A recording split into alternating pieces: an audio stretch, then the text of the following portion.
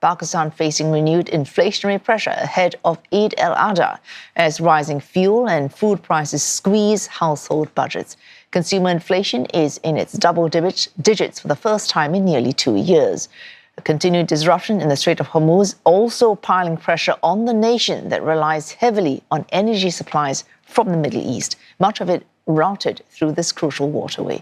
Hira Mustafa filed this report for CNA from Islamabad.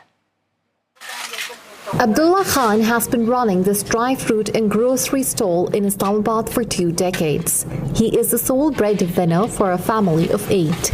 But with prices climbing and economic uncertainty due to the Middle East crisis, he says his business has dropped to its lowest level in years.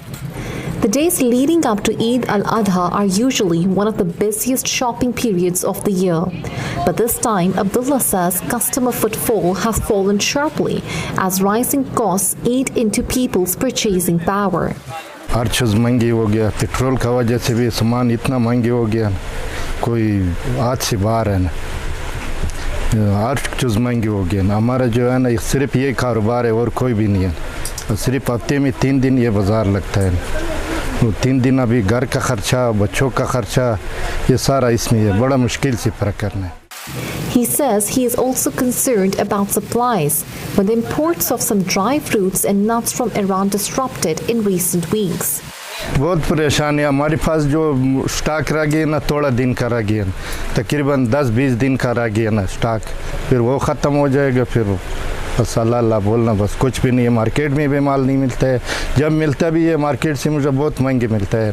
Across Pakistan, consumers are feeling the pressure of inflation, which rose to nearly 11% on year in April from 7.3% a month earlier. Official data shows the increase has been driven largely by food and transport costs. अब जैसे ईद आ रही है, कोई चीज़ें अपनी काम कर लें, पर इशू इज़ दैट कि आप बच्चों का नहीं कर सकते, तो वो एक काफ़ी ज़्यादा चैलेंजिंग हो रहा है। चैलेंजिंग यही है फिर कि आप लोग शाम में पार्ट टाइम जॉब्स देखें। Fuel prices have surged in recent months. Petrol was priced at around 92 cents a litre before tensions escalated around the Strait of Hormuz. Now it is about $1.50 per litre, up nearly 60%. It is a dire situation, and I think the implications of this entire scenario are still not completely manifested. I think a lot more inflation is expected. I do not think that petrol prices, the increase in petrol prices has come to a halt. I think they will continue to increase. Pakistan's central bank has raised the policy rate to 11.5% to contain inflation. But economists warn high borrowing costs could slow consumer spending and investment. What Pakistan actually needs is capital investment into alternate energy infrastructure, and that could also be happening at the household level, where people could be utilizing loans to buy solar panels or batteries and so on, which all helps to mitigate this crisis. And because they've increased the interest rate, the prospects of that happening have also slowed down. The government says it is implementing measures to ease price pressures, including subsidies for farmers and the transport sector.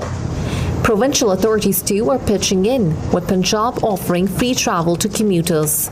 Millions of Pakistanis are struggling with rising cost of living. Many shoppers here say they have little room to spend even during Eid. And with uncertainty over fuel prices and inflation still looming, few are expecting relief anytime soon. For CNA, I'm Hira Mustafa in Islamabad.